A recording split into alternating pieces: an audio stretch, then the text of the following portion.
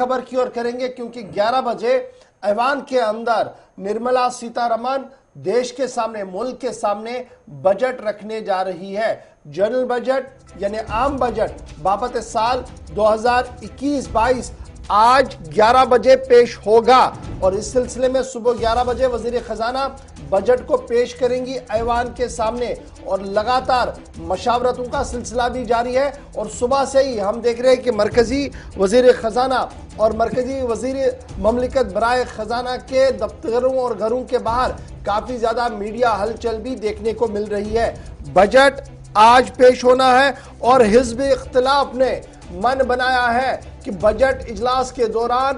ہر معاملے پر سرکار کو گھیرے اور اس سلسلے میں جس طریقے سے انہوں نے صدر ہند کے جو تقریب تھی صدر ہند کا جو تقریر تھا اس کا بائیکاٹ کیا تھا، لیکن یہاں پر اب یہ فیصلہ ہوا کہ ایوان میں بیٹھ کر ہر معاملے کو اٹھایا جائے اور سرکار کو کارنر کرنے کے لیے حزب اختلاف کی ہر کوئی کوشش جو ہے وہ کتنی رنگ لائے گی وہ آج سے ہی پتہ چلے گا۔ اور آج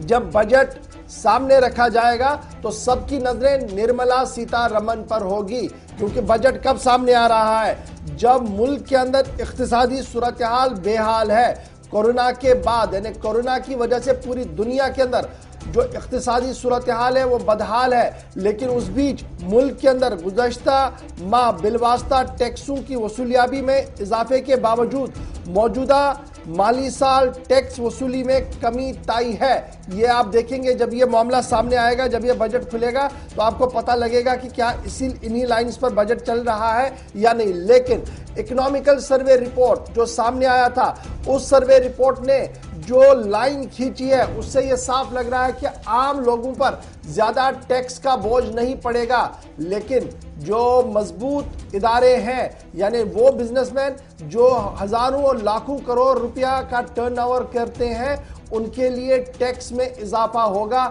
اس طریقے کی بات جو ہے وہ سامنے رکھی جا رہی ہے اور اس بار سب سے بڑا فوکس جہاں کسان ہوگا وہیں پر ڈیفنس اور آتم نربھر بھارت، یہ وہ سیکٹرز ہوں گے جہاں پر نرملا سیتارمن کا بڑا فوکس ہوگا۔ لیکن جب بجٹ کی ہم بات کرتے ہیں تو یہ بات بھی قابل ذکر ہے کہ آج لداخ اور جموں کشمیر کے لوگوں کی نظریں بھی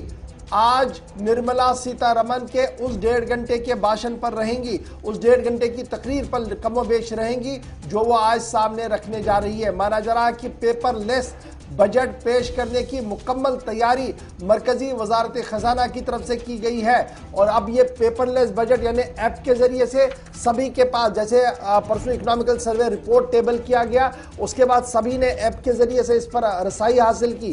آج بھی مانا جا رہا ہے کہ پیپر لیس بجٹ ہوگا اور پہلی بار اس طریقے سے بجٹ کو پیش کیا جائے گا نرملا سیتارمن کی طرف سے۔ آپ کو یاد ہوگا ملک کے وزیر اعظم نریندر مودی صاحب کیا کچھ کہہ چکے ہیں چند دن پہلے، کہا کہ ایک نہیں کئی بجٹ سال 2020 کے دوران پیش کیے گئے اور 2021 کے دوران اب ایک بڑا امتحان بھی ہے۔ کیا سب کو لے کر ساتھ چلنا بڑا مشکل اس وقت نرملا سیتارمن کے لیے بھی ہوگا، اب دیکھنا ہوگا کہ کون